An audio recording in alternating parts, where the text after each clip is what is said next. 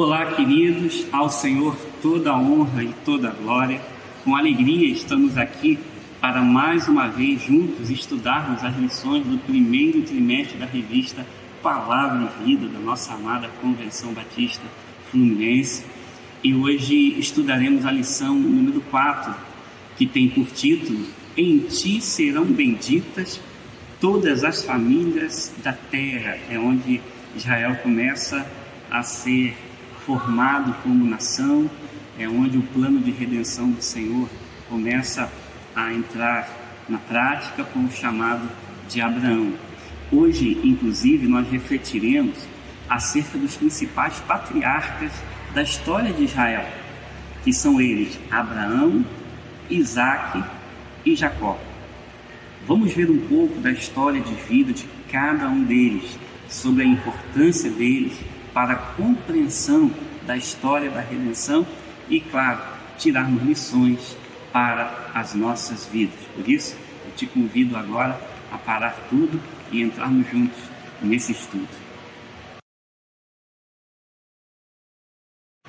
Então, vamos começar a falar dele, o primeiro patriarca da palavra da Bíblia. O seu nome é Abraão, que é considerado o pai da fé. Capítulo 12 de Gênesis, os primeiros 3 versículos, diz assim: Ora, o Senhor havia dito a Abraão: sai-te do teu país e da tua parentela e da casa de teu pai, para uma terra que eu te mostrarei, e eu farei de ti uma grande nação, e te abençoarei e farei teu nome grande, e tu serás uma bênção. E eu abençoarei os que te abençoarem, e amaldiçoarei os que amaldiçoarem. E em ti todas as famílias da terra serão abençoadas. Abraão, a primeira coisa que a gente considera dele é que Abraão tinha uma fé notável. Ele foi um dos homens mais importantes da história do povo de Deus. Abraão tinha uma singularidade extraordinária. Algo que me chama muita atenção em Abraão, além de todas as suas qualidades já conhecidas da palavra, ele era o pai da fé, ele foi para nós um exemplo de obediência, de perseverança. Tudo isso a gente pode atribuir a Abraão, e de fato foi realmente isso. Mas há um fato incontestável, é de que o próprio Deus tem o chamado de meu amigo. Quando a gente olha a palavra do Senhor em Isaías capítulo 41, versículo 8, eu fiquei maravilhado quando li esse texto, porque o próprio Deus, testemunhando de Abraão, o chamou de amigo. Diz assim a palavra do Senhor: Porém, tu, Israel, és meu servo, Jacó, a quem eu tenho escolhido, a semente de Abraão, o meu amigo. Nós vamos encontrar essa referência em Isaías capítulo 41, versículo 8. Somente por isso já podemos ter uma pequena noção da singularidade e importância deste grande personagem da história bíblica. Claro que não temos como cobrir aqui sua longa história de vida, pois o espaço é muito curto. Mas fico eu imaginando o que levou Deus a falar por intermédio de Isaías a lembrança de Abraão, o meu amigo. Quais qualidades tinha Abraão capaz de mover o coração de Deus a ponto de chamá-lo? Ele é meu amigo. O único personagem da história a qual o Senhor assim se refere. Primeiramente, o seu nome era Abrão, que significava pai exaltado. Mais tarde, como vamos perceber, Deus alterou o seu nome para Abraão, o qual significa pai de multidões. E então, a promessa de Gênesis, capítulo 3, versículo 15, passou a ter relação direta com Abraão, totalmente. Deus estava por muito tempo, desde a queda, como nós vimos na outra lição, procurando um homem que tivesse a mente e o coração para se tornar o pai e o fundador de uma família, na qual ele poderia enviar o seu filho Jesus. Conforme nós vamos observar a palavra, o Salvador, ele veio de toda a linhagem, e esta começou por Abraão. A promessa de Gênesis, então, começou a se cumprir. Deus o separou do seu ambiente pagão, lá de Ur dos Caldeus. A palavra do Senhor vai testificar isso no livro de Atos, no seu capítulo 7, no seu versículo 2. O próprio Estevão testificando na sua explanação das Escrituras, o chamado de Abraão. Diz assim a palavra do Senhor: e ele disse: homens, irmãos e pais, ouvi, o Deus da glória apareceu a nosso pai Abraão, estando ele na Mesopotâmia, antes de habitar em Harã, e disse: sai da tua terra e da tua parentela, e vai a uma terra que te mostrarei. Então ele saiu da terra dos caldeus e habitou em Harã, e dali, após a morte de seu pai, ele o trouxe para esta terra que agora habitais. Então ele saiu da terra dos caldeus e habitou em Harã. Dali, após a morte, trouxe para esta terra em que habitais. Então nós vamos observar que Deus lhe fez promessas. A partir do chamado de Abraão, prontamente ele atende, ele sai da sua terra, ele sai da sua parentela, e Deus lhe fez promessas, tanto pessoais como universais. Como nós lemos no capítulo 12, de 1 a 3, a primeira promessa que Deus lhe fez foi que lhe seria dada uma terra, e essa terra seria Canaã. A segunda promessa é que ele seria pai de uma grande nação, e essa nação foi Israel. E a terceira promessa foi que por meio dessa nação, todas as nações seriam abençoadas. E com efeito, nós vamos ver que Cristo, nosso Redentor prometido lá em Gênesis, capítulo 3, versículo 15, viria de uma nação descendente de Abraão. Quando você vê lá a genealogia de Jesus, conforme Mateus capítulo 1, conforme Lucas capítulo 3, desta forma, Deus chamou um homem, ou seja, Abraão, para dar início ao cumprimento de sua promessa. Por intermédio desse homem, Deus abençoou o mundo inteiro. Não resta dúvida que foi necessária por parte de Abraão muita fé, obediência e perseverança, e tudo ele assim o fez. Percorreu uma jornada de 25 anos e permaneceu alinhado com Deus até que finalmente, aos 100 anos de idade, e sua esposa Sara aos 90 anos, tiveram aquele que seria o filho da promessa, ou seja, Isaac.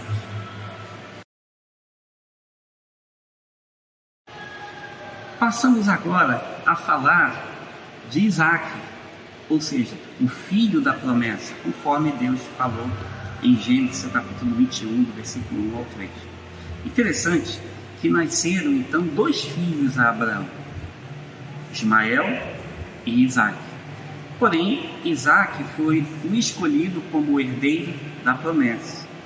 Nós aprendemos que Ismael foi o filho da precipitação de Sara em relação à promessa. Os irmãos lembram que por tanto tempo se passar e Sara estéril, já de idade avançada, ela entendeu que se Deus desse um filho só poderia ser por meio de outro. E aí ela deu a sua escrava Agar para Abraão. E desse relacionamento nasceu Ismael. Então, muito embora Deus não tenha desamparado a Ismael, inclusive lhe concedendo bênçãos por este ser filho de Abraão, todavia, Ismael não era o filho da aliança. Na verdade, ele era o filho da carne, o filho da precipitação. Em Isaac é que Deus cumpriria a sua promessa, porque Deus é assim, ele cumpre a sua promessa. Se ele promete, ele vai cumprir, não importa o tempo, não importa quando. Então nós observamos o seu nascimento, o qual se deu de maneira milagrosa. O seu nome significa ele ri, ou simplesmente riso. Isso nos dá uma referência alusiva à atitude de Sara, quando Sara teve a promessa de que seria mãe.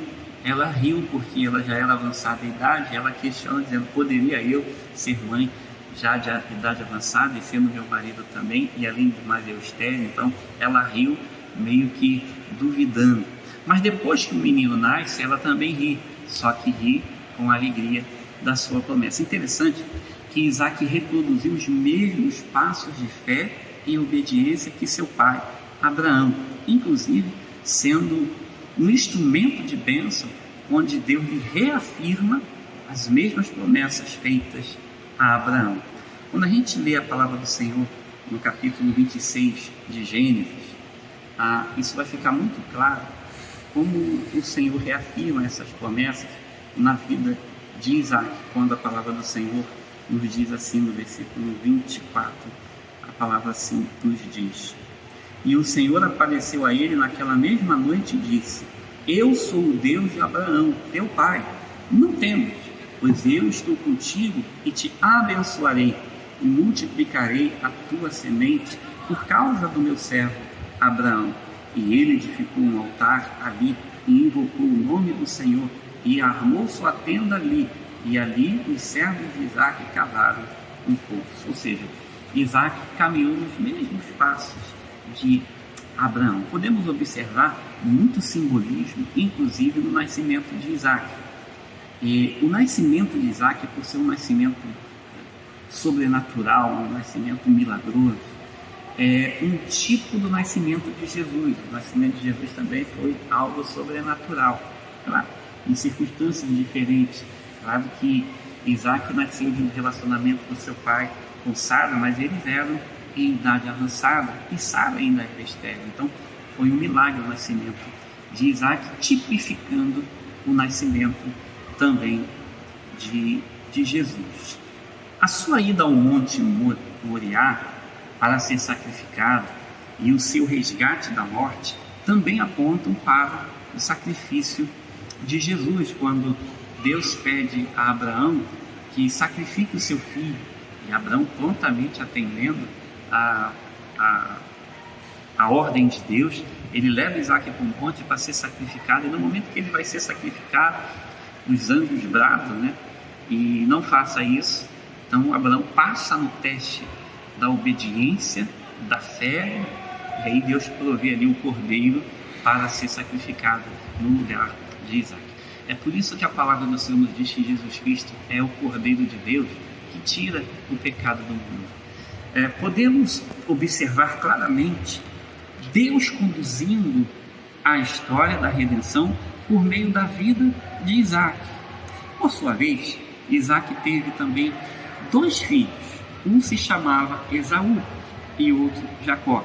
Embora Esaú fosse o filho mais velho, porém ele foi rejeitado por não ter dado devido valor às promessas de Deus. Sendo assim, Jacó foi o escolhido como o portador da bênção.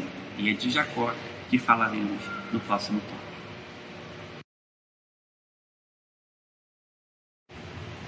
Passamos agora a falar de Jacó, o terceiro patriarca do povo de Deus. Ele é considerado um príncipe com Deus. Gênesis capítulo 25, a partir do verso 23, a palavra do Senhor diz assim: e o Senhor lhe disse: 2 nações estão no teu ventre, e 2 tipos de povos se dividirão das tuas entranhas, e um povo será mais forte do que o outro povo, e o mais velho servirá o mais novo. E cumprindo os seus dias para dar à luz, eis que havia gêmeos no seu ventre, e o primeiro saiu ruivo, todo ele peludo, como uma veste de pelo, e chamaram o seu nome Esaú. E depois dele veio seu irmão, e sua mão segurava no calcanhar de Esaú, e seu nome foi chamado Jacó. E Isaac era da idade de 60 anos, quando ele o gerou. Pois bem, nós aprendemos muito com Jacó, porque Jacó de fato foi o verdadeiro pai do povo escolhido, pois de Jacó nasceram 12 filhos, os quais se tornaram os ancestrais das 12 tribos de Israel. Assim eles eram denominados. Portanto, ele é o verdadeiro tipo da nação. Aprendemos muito com Jacó, principalmente quanto ao caráter e experiências vividas por ele. Não foram poucas, não foram fáceis. Não houve no Antigo Testamento, dentre todos eles, quem tenha visto mais do poder do perdão e da graça de Deus do que Jacó. O próprio significado do seu nome já diz muito sobre ele. Significa Jacó, suplantador ou um enganador. Veja, só o nome dele já deixava ele marcado, caracterizando assim o seu caráter. E aí a gente fica pensando, como Deus escolheria um homem com um caráter tão duvidoso como Jacó? Às vezes, quando nós lemos sobre a vida de Jacó, às vezes nos espantamos, porque como Deus chama um homem com essas características tão difíceis no seu caráter? Ao mesmo tempo, nós nos confortamos, porque Deus ele capacita todo aquele que chama, e a graça de Deus é sempre muito maior. A resposta somente pode ser uma: graça, pura e simplesmente graça de Deus. Inclusive há um episódio na vida de Jacó que teve a sua vida toda transformada. Foi quando ele se viu lutando com Deus ao traspassar a val de Jaboque. Em Gênesis capítulo 32, versículo 24, a palavra do Senhor vai falar sobre esse episódio, quando diz assim o texto: e Jacó foi deixado só, e ali lutou com ele um homem até o romper do dia. Esse homem era o anjo do Senhor. No versículo 32 diz: por isso os filhos de Israel não comem até o dia de hoje do nervo que está sobre a junta da coxa, porque ele tocou a juntura da coxa de Jacó no tendão que se encolheu. Jacó teve uma experiência que teve o seu caráter, a sua vida totalmente transformada. A partir dessa experiência, Jacó foi marcado por uma transformação, e essa transformação foi para sempre. Ele não somente teve o seu nome mudado para Israel, mas principalmente também o seu caráter foi mudado, pois de enganador passou a ser chamado de Israel, ou seja, o príncipe com Deus. Que mudança! Somente a graça de Deus pode operar mudanças tais como essa na vida do homem, de um enganador a príncipe. Aqui podemos aprender, através desta luta que Jacó travou com Deus, é um tipo de esforço necessário que precisamos ter na nossa vida cristã, especialmente em nossa vida de oração.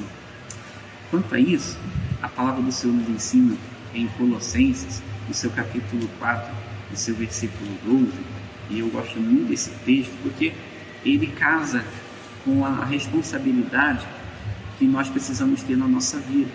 Colossenses 4,12 vai nos ensinar assim: Epáfras, que é um de vós, servo de Cristo, vos saúda sempre trabalhando ardentemente por vós em orações, para que vos conserveis firmes, perfeitos e completos em toda a vontade de Deus.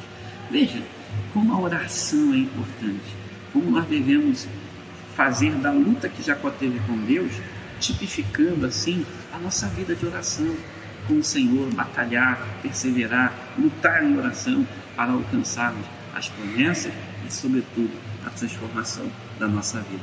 Aprendemos que Deus não ama as nossas falhas e pecados, porém, Ele nos ama e nos oferece pela sua graça uma oportunidade de abandonarmos os erros do passado e sermos vitoriosos em sua presença. Glórias a Deus. Aleluia.